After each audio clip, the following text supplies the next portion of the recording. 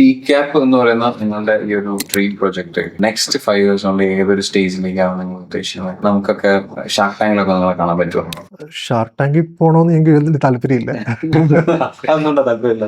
അവിടെ എനിക്ക് തോന്നുന്നത് കൂടുതലും വിഷ്വലി അപ്പീലിംഗ് ആയിട്ടുള്ള പ്രൊഡക്ട്സ് ആണ് വർക്ക് ആവുന്നത്. അതൊരു ഞങ്ങൾക്ക് ഒരു അൾട്ടിമേറ്റ് ഗോൾ ആയിട്ട് ഞങ്ങൾക്ക് തോന്നിയിട്ടില്ല. 5 വർഷം മുമ്പ് നമ്മളൊരു ദിവസം ഒരു അരമണിക്കൂറൊക്കെ ആയിരിക്കും ഒരു വീഡിയോ കണ്ട്. അപ്പൊ എനിക്ക് തോന്നുന്നു ഒരു 6-7 മണിക്കൂറൊക്കെ നമ്മൾ സോഷ്യൽ മീഡിയ കൺസ്യൂം ചെയ്യും. കണ്ടല്ലോ ആപ്പിളിന്റെ വിഷൻ പ്രോ ഒക്കെ, അതൊരു ഗ്ലാസ് ആയി മാറിയ അല്ലെങ്കിൽ ഒരു ലെൻസായി മാറിയാൽ നമ്മൾ ഫുൾ ടൈം കൺസ്യൂം ചെയ്യായിരിക്കും. ഡ്രൈവ് ചെയ്യുമ്പോൾ ചിലപ്പോൾ അത് ഉപയോഗിക്കാൻ പാടില്ല. 3-4 മണിക്കൂർ ഡെയിലി മൾട്ടി ടാസ്ക് ചെയ്യുന്ന സമയമുണ്ട് നമുക്ക്. ആ സമയവും പോസിറ്റീവായിട്ട് യൂട്ടിലൈസ് ചെയ്യാൻ ഓഡിയോയ്ക്ക് പറ്റും. വിഷ്വലി ഉള്ള കാര്യങ്ങൾ നമ്മളെ എന്റർടൈൻ ചെയ്യിപ്പിക്കുന്നതിൽ ഒത്തിരി വാല്യൂ ആയിട്ട് ഉണ്ടാവുന്നില്ല.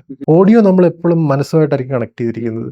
അവിടെ എപ്പോഴും നമുക്കൊരു ലേണിംഗ് ഉണ്ടാകാൻ സാധ്യത. ആ ഒരു 3-4 മണിക്കൂർ ഡേ ടൈം ഒരാളുടെ ദിവസത്തിൽ നല്ല വാല്യൂ ആഡിംഗ് ആയിട്ടുള്ള കണ്ടന്റ് കൊടുക്കാൻ ഉള്ള ഒരു പ്ലാറ്റ്ഫോമായിട്ട് ഇത് മാറണം. ലോകത്തിലുള്ള എല്ലാ ലാംഗ്വേജിലും ഇതിന്റെ സാധ്യത ഉണ്ടാവണം.